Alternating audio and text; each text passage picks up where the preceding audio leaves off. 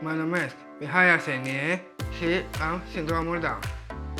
Lucrez la cafeneaua Cofields și la Special Olympics România.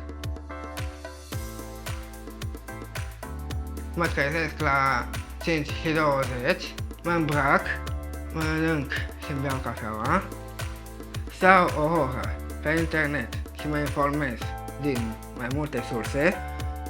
La ora 7 ies din casă și mă duc către cafeneaua socială. Pentru mine, cafeneaua este locul prin care învăț cum să devin om pe picioare. Un bărbat adevărat. Și eu și voi poate ați participat la interviuri, dar nu cred că într-un astfel de job cineva a mers la interviu cu rețetele despre cum se face cafeaua, cu tipurile de cafea.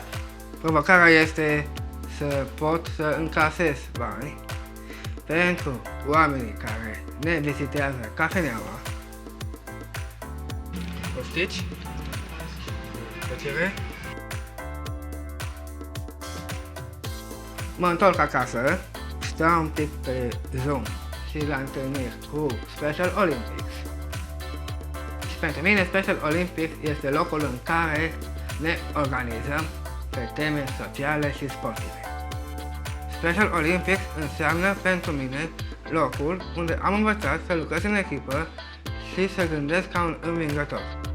La Special Olympics îi pregătesc și motivez pe tinerii noștri cum să mănânce sănătos și să facă sport în fiecare zi.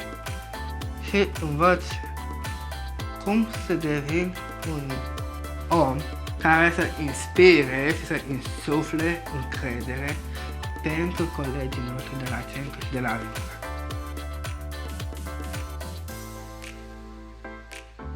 Lucrurile s-au împletit, cred că din cauza faptului că am fost deschiși. Am început colaborarea cu Special Olympics și atunci sigur că s-au deschis alte drumuri spre competiții, au început să iasă în lume, așa au fost văzuți de cei de la televiziune unde au făcut acea emisiune minunată Fără prejudecăți cu Ovidiu Damian. Echipa emisiunii Fără prejudecăți de la TVR Cluj a primit premiul de la secretarul pentru persoane cu dizabilități din Brazilia, în cadrul secțiunii Modele de bune practici la nivel mondial în incluziunea în muncă a persoanelor cu dizabilități. Sunt de la emisiunea Fără prejudecăți de la TVR Cluj și sunt mândru că sunt în fața sediului ONU. Vreau să primesc ca emisiunea noastră să aibă acest premiu. Ovidiu e ca și mine. Caută și caută idei din toate părțile. Iar eu, în special, iau interviuri. Sunt mândru că am fost la TEDx și am prezentat o prezentare de milioane. Fac parte dintr-un grup numeros de persoane care, până recent, nu au fost acceptate de societate din cauza faptului că învață mai greu. Dar ce mai mari realizări este atunci când merg într-o competiție sportivă și când urc pe scenă la premiere. Mă duc la antrenamente de înot, de basket și de role, îmi place muzica și îmi place foarte mult să mă duc la Antol, festivalul meu favorit.